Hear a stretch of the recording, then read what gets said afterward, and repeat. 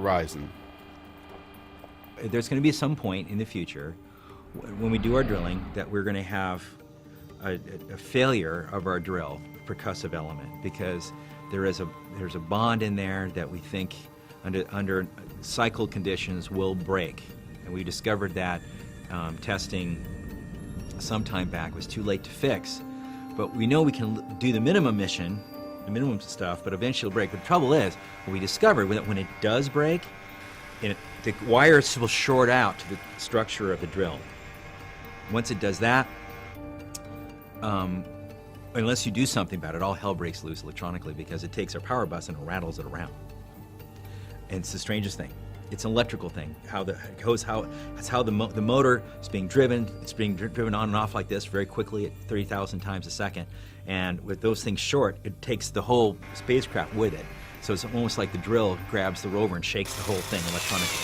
So what we had to do, and we did this just before launch, really last September, a year ago, September and October, we took before we put the belly on the rover for the last time, we went and screwed in some wires and bolted in a set of wires, and actually came up with a way to use a spare motor driver to actually short the power bus in advance, not to cross the bus, but to move it, hook it to the frame of the power bus. So if this short happens on the spacecraft, it doesn't rattle around everybody.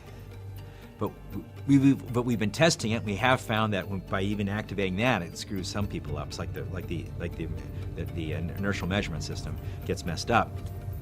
So we have to make sure we turn that off. And we've been testing all that to try to make sure to see what's going on, to make sure it all works properly. Because we put this in the last minute, really, the last minute, and we've been really a bit too busy to test it much in the months from launch to landing. So now this is our chance to get it all tested, get it all working, and we're about ready. In fact, we're going to try it for the first time in the coming weeks, using the voice coil on Mars for the first time. Now, we did it on Earth before we set it off, but we didn't have time to do a lot of testing.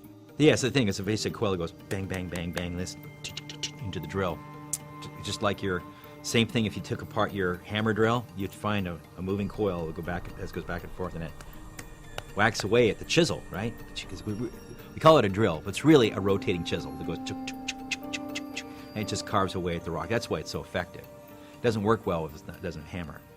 So we need to get that. So that's the kinds of things we've been working on in the last month or so to get that ready, so we can actually drill rock.